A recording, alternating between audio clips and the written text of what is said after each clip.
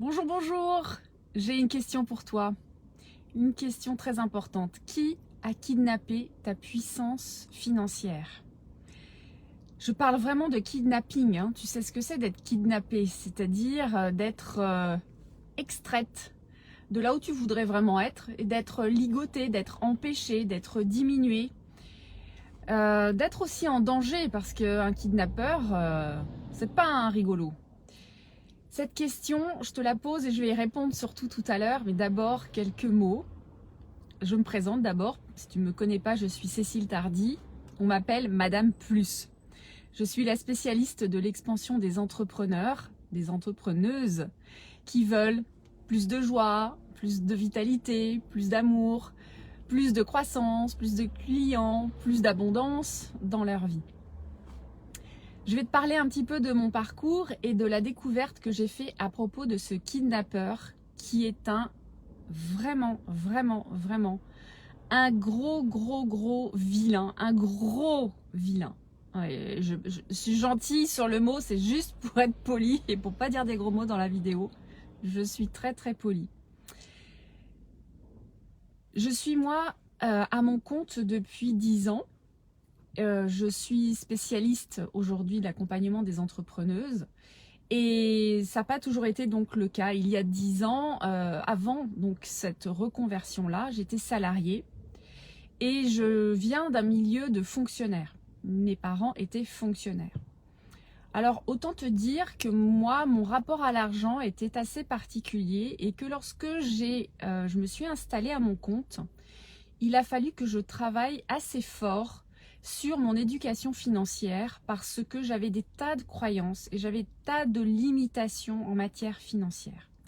Et coucou à ceux qui arrivent en direct, faites-moi un signe, un pouce, un cœur, un commentaire pour me dire qui vous êtes et que je puisse vous saluer par votre prénom parce que là je ne sais pas, je vois juste des chiffres et je ne sais pas qui est présent.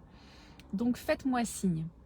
Et vous allez me répondre et vous allez me dire si vous aussi vous avez l'impression d'avoir été kidnappé comme ça a été mon cas moi pendant des années.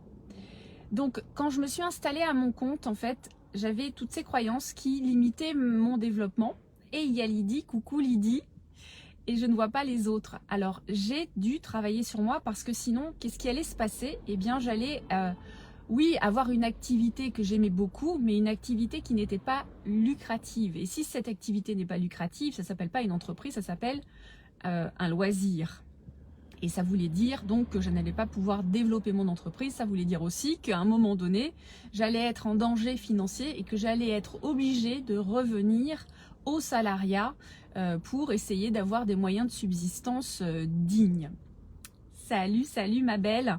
Vous pouvez donc quand vous arrivez sur le direct me mettre un pouce, un cœur, un waouh. Vous pouvez également taguer des personnes qui sont aujourd'hui kidnappées dans leur puissance financière, qui sont empêchés, qui sont limités, qui sont peut-être aussi même carrément abusés dans leur capacité à générer des revenus, à générer de l'abondance, à générer de la richesse. C'est ça que j'appelle la puissance financière.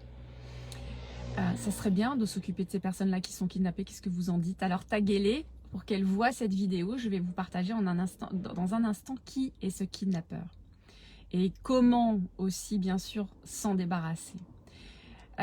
Donc, ce que j'ai fait moi, pour éviter de revenir en arrière et de vivoter ou de survivre, hein, c'est-à-dire d'avoir juste un métier alimentaire qui me permette de payer des factures, de remplir le frigo, mais continuer à faire un métier de cœur pour lequel j'étais faite et pour lequel j'étais douée et qui aidait énormément de personnes autour de moi, j'ai travaillé sur mon éducation financière. Et j'ai aussi travaillé sur moi, bien sûr. J'ai travaillé sur moi et même si en fait ça fait plus de 30 ans que je travaille sur moi à travers du développement personnel, à travers une quête spirituelle, je n'avais jamais entendu parler de ce kidnappeur. Et donc cette prise de conscience, elle est venue récemment et je vais te partager comment est-ce qu'elle est arrivée jusqu'à moi. Comment j'ai cheminé pour découvrir qui était ce de kidnappeur. Tu me diras aussi si ça résonne pour toi. J'ai récemment, je te raconte un petit peu ma vie, j'ai récemment en fait démarré des cours de fitness dance. parce que j'ai envie, besoin de bouger mon corps et que même s'il commence à faire un petit peu plus beau dehors, l'idée d'aller faire du footing, ça m'amuse pas beaucoup en ce moment. J'adore la musique, j'adore me défouler en musique et j'ai découvert une prof de fitness danse anglaise que j'adore, qui m'éclate, qui a des musiques super rigolotes et qui a donc des chorégraphies relativement simples, mais qui a des chorégraphies dans ses cours de fitness. Et ça, mon corps, il adore ces cours-là, il adore bouger en musique, il adore bouger en rythme et ça me motive et ça, j'arrive à m'installer cette routine-là quotidienne pour continuer à bouger mon corps, même si les sports que j'adore pratiquer, comme la natation notamment, ne sont pas possibles en ce moment. Donc ça me permet donc d'avoir cet exercice physique régulier.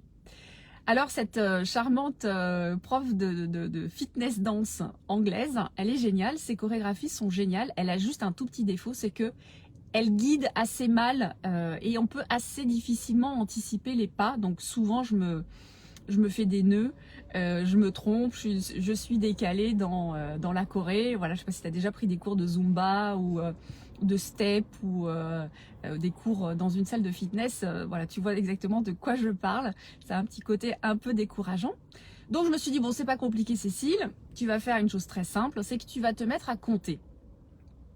Tu vas te mettre à compter et tu vas te mettre à compter comme tu le faisais dans tes cours précédemment. Tu dois le savoir si tu as déjà été à ce genre de cours. C'est très simple. 1, 2, 3, 4, 5, 6, 7, 8. 1, 2, 3, 4, 5, 6, 7, 8. 1, 2, 3, 4, 5, 6, 7, 8. Et ça, quand je me suis mise à compter, tout de suite, ça a été nickel.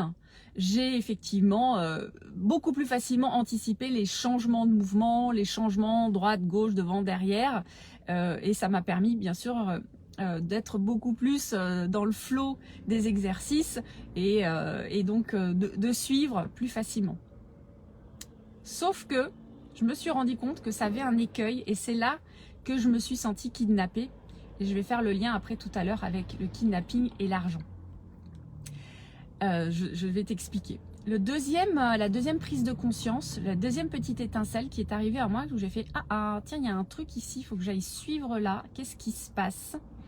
Qu'est-ce qui se passe quand je commence en fait à travailler sur ma comptabilité, quand je commence à travailler sur mon agenda, à poser des dates, à poser des nombre de clients que je veux toucher, nombre de clients que j'accompagne, nombre d'heures qu'il va me falloir pour les accompagner, les tarifs que je vais fixer, etc., etc.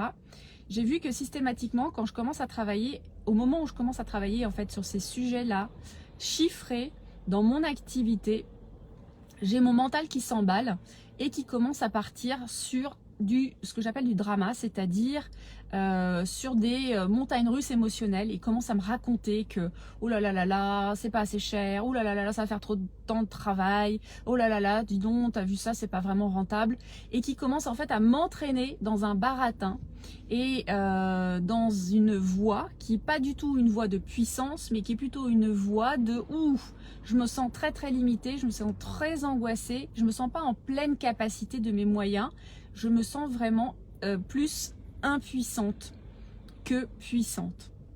Et en associant les deux anecdotes et en associant les deux moments, les deux prises de conscience, il y a eu un moment où ça a fait « Ah, mais bien sûr, Eureka !» J'ai compris alors qu'il y a ce kidnappeur-là qui joue comme vraiment un limiteur, un saboteur dans ma puissance financière. Et ce kidnappeur, c'est quoi? Ce sont les chiffres et les nombres. Dans mon anecdote de fitness danse, en fait, dès que je me mettais à compter, alors oui, je suivais beaucoup plus facilement la chorégraphie, mais par contre, la notion de plaisir, de joie, de fun en fait, d'y aller, d'être là, de danser, de bouger mon corps, et de voir ce que ça faisait en moi, disparaissait. Et je commençais à me juger. Oh là, oui, là, tu comptes, mais tu t'es quand même raté. Oh là, tu comptes, mais en fait, c'est pas le bon pied qui est parti en premier. Et je commençais à me juger et là aussi à non pas incarner ma toute-puissance, mais à incarner des limites. Donc, à me kidnapper. Dans les deux cas, quand les chiffres sont actifs, quand les chiffres commencent à rentrer en fait dans mon mental, ça me limite, ça me resserre, ça me contracte. Et je voudrais savoir si c'est aussi le cas pour toi. C'est hyper intéressant de regarder ça et de voir ce que ces chiffres, en fait, et ce travail avec les chiffres réveillent chez toi. Parce que si tu réfléchis bien, et moi j'ai bien réfléchi, en me disant c'est bizarre, on m'en a jamais parlé jusqu'à maintenant. On m'a parlé, oui, des croyances limitantes sur l'argent, on m'a parlé de, bien sûr, est-ce que j'avais appris un jour à faire de l'argent, à faire de la croissance? Non, j'ai pas appris. On m'a parlé aussi de mon suivi financier, de mon suivi monétaire, on m'a parlé de plein de choses, mais on m'a jamais parlé de ça, en fait, de ce kidnapping-là, et de cette espèce de déviation, de déviante que je prends lorsque je commence à travailler avec des chiffres et des nombres. Depuis que je suis née, en fait, on essaye de me mettre dans des cases et dans des boîtes et on essaye de m'identifier à partir de chiffres. En fait, c'est même pire que ça, c'est même avant ma naissance. Avant ma naissance, pour ma conception, regarde pour toi, on calcule en fait quelle est la date présumée du rapport de conception, on regarde le nombre de semaines d'aménorrhée, on regarde la date du terme, à peine tu nais, à la seconde où tu nais, on dit voilà, tu es né à telle date, à telle heure, c'est limite, il n'y a pas les secondes. À peine tu nais, on te colle des chiffres, ton poids, 3 kilos et des brouettes, 52 cm, etc., etc. On te colle des chiffres sur le nez dès ta conception. Et ça t'enferme. Ça t'enferme, ça te kidnappe dans une forme d'identité que tu vas construire mois après mois, année après année, puisque après très vite on va dire ok, tu as dit tes premiers mots à l'âge de je sais pas quoi, 1 an et demi, tes premiers pas à l'âge de 1 an, j'ai plus trop les chiffres en tête. On va te dire que voilà, tu es rentré en maternelle à 3 ans, que tu as commencé à savoir vraiment lire et écrire à 6. Et donc les chiffres viennent et viennent et viennent renforcer et définir ton identité au fur et à mesure jusqu'à ce que tu arrives à cette époque magnifique et merveilleuse de ta vie où on évalue ton travail avec des notes de 0 à 20 en France, avec un système de notation de 0 à 20 et on identifie ta valeur à tes résultats scolaires. On fait un amalgame entre ta valeur et tes résultats scolaires. Et on te montre toujours, bien sûr, combien il te manque pour arriver à 20, au lieu de te féliciter d'avoir eu déjà 12 ou 13 ou 14. Et on est toujours en train de voir effectivement où est-ce que tu te situes par rapport à la moyenne de la classe, ta moyenne générale, etc. etc. Donc, avec ces nombres, depuis ta conception jusqu'à aujourd'hui, c'est combien tu gagnes, combien tu dépenses, combien tu payes d'impôts, tous ces nombres-là qui viennent jouer en permanence et qui viennent hanter tes pires cauchemars, qui viennent te retirer le sommeil, qui viennent voilà, te réjouir quand il y en a beaucoup, au contraire, t'attrister, t'angoisser quand il n'y en a pas assez. Tous ces nombres-là, en fait, sont des kidnappeurs. De les voir, de les identifier tels quels, vraiment comme des kidnappeurs, déjà, c'est faire 80% du travail. 80% du travail est fait lorsque tu les as identifiés. Donc, bravo d'avoir écouté cette vidéo jusqu'à maintenant. Et merci surtout pour ta présence, ta participation, parce que déjà, tu as fait une grosse partie du travail. Et regarde-toi, toi aussi, regarde-toi faire. Et puis, c'est pas étonnant en plus qu'il y ait une amie qui soit là, qui soit une fana des chiffres et des statistiques. C'est très drôle que tu sois là et que tu écoutes ce live. Regarde ce que ça fait en toi, en fait, si ça crée de l'expansion, ça crée du plus dans ta vie, ou si ça crée du moins, ou ça crée du zéro. Qu'est-ce que ça crée en toi? Regarde bien le mouvement que ça crée. Ensuite, pour aller travailler sur les 20% qui restent, le 20% de travail restant, eh bien, je t'invite à cliquer au-dessus ou en dessous de cette vidéo. Pour ceux qui sont en direct, je vais mettre le lien, bougez pas. Et de rejoindre la formation que j'ai décidé d'offrir qui s'appelle l'argent passionnément. J'ai décidé d'offrir cette formation gratuitement parce que aujourd'hui, je sens qu'il y a cette contraction très très forte liée à notre crise économique et sanitaire. Et je peux pas rester, je suis Madame Plus, je te rappelle, je peux pas rester comme ça, spectatrice et ne rien faire. Donc je partage des ressources qui normalement sont dans ma boutique, qui normalement sont vendues à mes clientes, je les partage gratuitement pour que tu puisses faire ces 20% de travail restants et que tu puisses toi aussi aller dire à ceux qui te limitent, à ceux qui te contraignent, ceux qui te restreint aujourd'hui. Donc profites-en parce que je ne vais pas le laisser non plus ouvert tout le temps, c'est un cadeau que je te fais. Profites-en là, saisis l'opportunité, clique au-dessus en dessous, rejoins la formation et moi je te retrouve de l'autre côté. Je te souhaite une magnifique continuation, une magnifique journée. Je crois qu'on peut aller boire un coup, trinquer à notre libération et ciao le kidnappeur. À très bientôt sur les réseaux.